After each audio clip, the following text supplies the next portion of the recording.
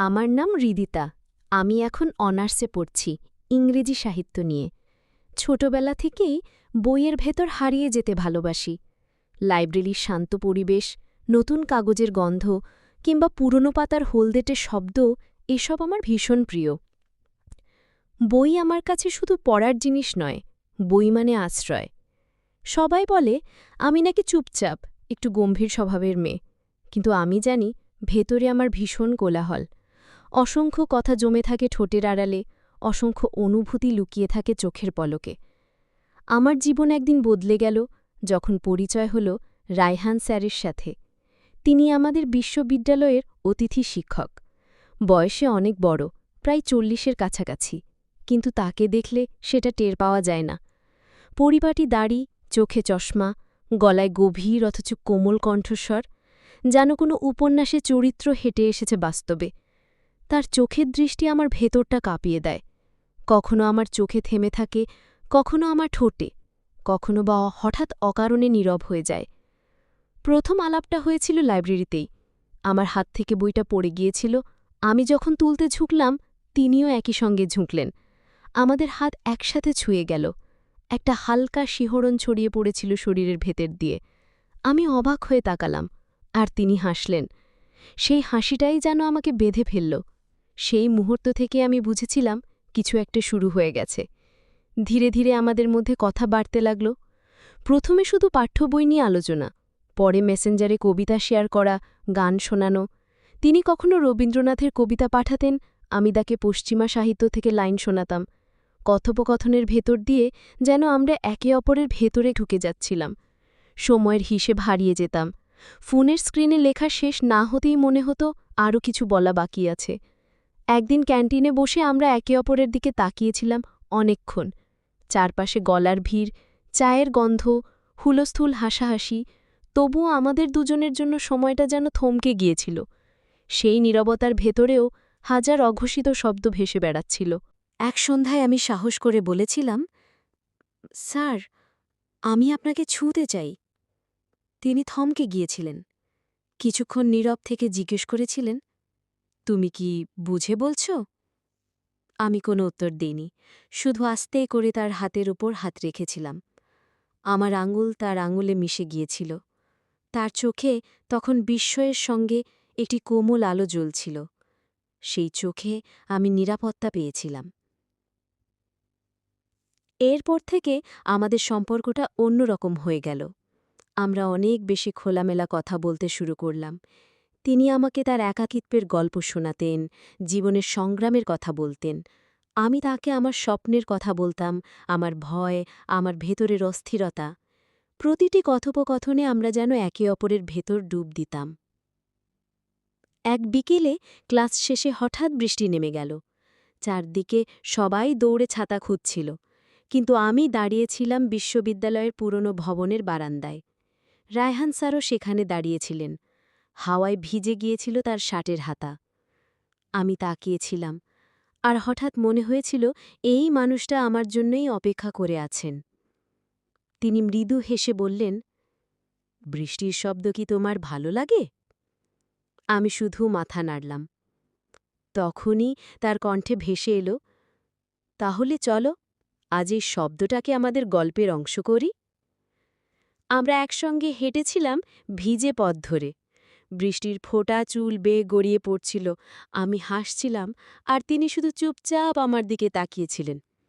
সেই দৃষ্টির ভেতরে ছিল নিরাপত্তা, ভালোবাসা আর এক অদ্ভুত টান। তারপর থেকে বৃষ্টি আমাদের গোপন সঙ্গীত হয়ে গেল। যখনই আকাশে মেঘ জমত, আমার মনে হতো তিনি কোথাও না কোথাও আমাকে মনে করছেন। আমিও জানতাম আমি তার মনেই আছি। দিনগুলো কেটে যাচ্ছিল। আমরা জানতাম আমাদের সম্পর্কটা সহজ নয়। বয়সের ফারাক, সমাজের চোখ, সব কিছুই বাধা হয়ে দাঁড়াতে পারে। তবুও একে অপরের প্রতি টান থামাতে পারিনি। একদিন তিনি আমাকে বললেন, হৃদিতা, আমি চাই না তুমি কোনো কষ্ট পাও, কিন্তু তুমি যদি আমার পাশে থেকেও যাও, তবে জেনে রেখো আমি তোমার স্বপ্ন ভাঙতে দেব না। আমি তখন শুধু একটাই কথা বলেছিলাম, স্যার, স্বপ্ন তো ভাঙে তখনই যখন সেটাকে একা বয়ে বেড়াতে হয়।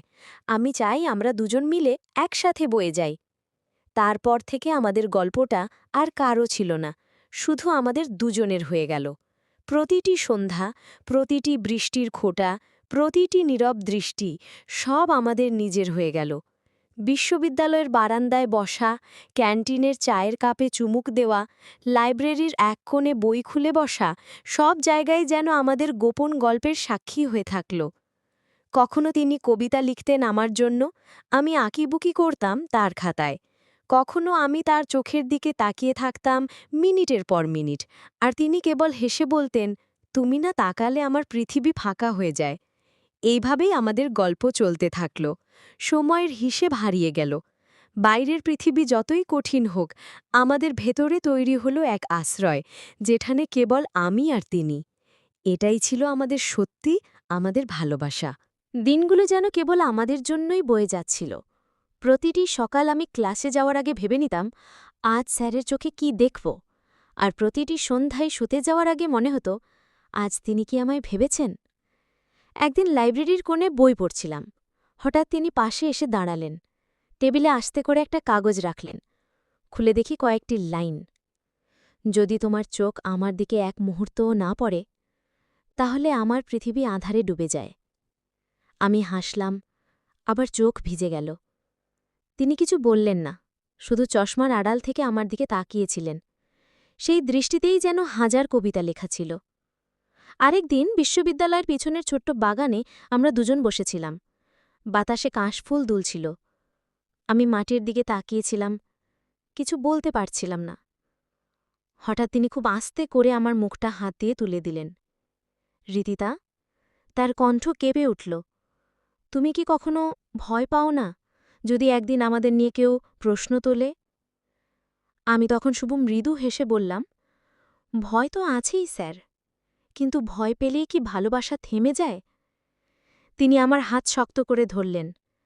তার চোখে তখন দ্বিধা আর দৃঢ়তা মিলেমিশে জ্বলছিল। কিছুদিন পর শরতের বিকেল, আকাশে মেঘ, হাওয়ায় হালকা শীত।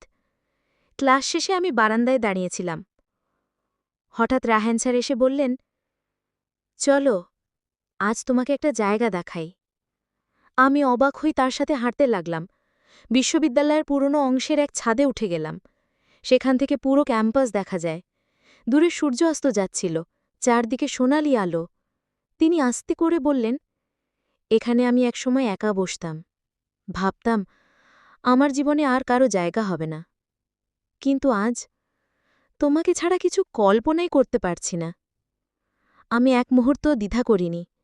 তার কাঁধে মাথা রেখে বললাম, স্যার, যদি আমি আপনার পাশে থাকি, তবে আপনাকে আর একা হতে হবে না। তিনি তখন কিছু বলেননি, শুধু নিঃশ্বাসের ভেতর দিয়ে আমার নামটা বারবার উচ্চারণ করছিলেন, রিদিতা, রিদিতা। সেদিন থেকে আমাদের প্রতিটি দেখা, প্রতিটি কথোপকথন যেন আরও গভীর হয়ে উঠল। বাইরের পৃথিবী হয়তো বুঝতে পারত না, কিন্তু আমরা জানতাম আমাদের ভেতরে এক অমোঘ টান বুনে গেছে।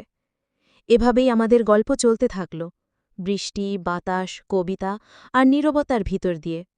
আমাদের দুজনের, আর কারো নয়।